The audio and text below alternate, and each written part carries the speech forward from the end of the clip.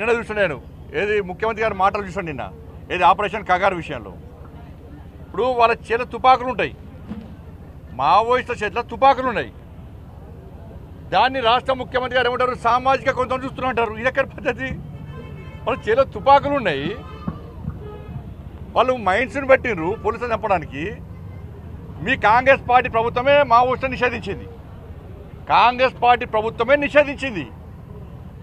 మీ ప్రభుత్వం మీ పార్టీ నిషేధించినటువంటి దాన్ని మీరు పడుచుకోకుండా దాని సామాజిక కొంత చూస్తున్న రాష్ట్ర ముఖ్యమంత్రి చెప్పడము, మంత్రులు దీన్ని ఖండించడము, ఇది మంచి పద్ధతి కాదు.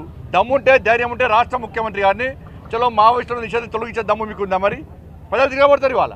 కానీ దాని గిరిజనుల పేరుతోని దాన్ని చూడడానికి మంచి పద్ధతి కాదు.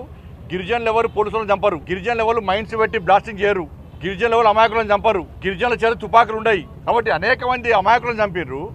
కూడా దాని మీద ఈ సంఘాలు ఎప్పుడు మాట్లాడాయి. ఇవాళ వచ్చి ఇలా చర్చలు జరపాలంటే తుపాకీ చేతిలో ఉన్నటువంటి వ్యక్తులతో నిషేధింపబడిన సంస్థతో ప్రభుత్వం ఏ విధంగా చర్చలు జరపాలి దాని గురించి చెప్పాలి.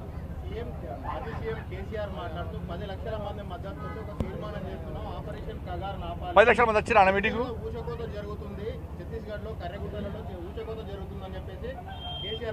ఇక మళ్ళీ కనబడే. ఇప్పుడు ఈ నాయకుడు ఒకటే నేను స్పష్టంగా చెప్తున్నాను, ఇద్దరు నాయకులకు చెప్తున్నాను నేను, మీరు పోటీ పడి వాళ్ళకి సపోర్ట్ చేసే ప్రయత్నం చేస్తున్నారు. ఇవాళ మహాముత్తార మండల్లో ఒక ఎస్ఐని బ్లాస్టింగ్తో చంపేశారు. ఆ రోజు ఎస్ఐ భార్య సీమంతం పాపం ఒక కానిస్టేబుల్ చంపేసారు. ఆ రోజే ఆ కానిస్టేబుల్ కొడుకు బర్త్డే.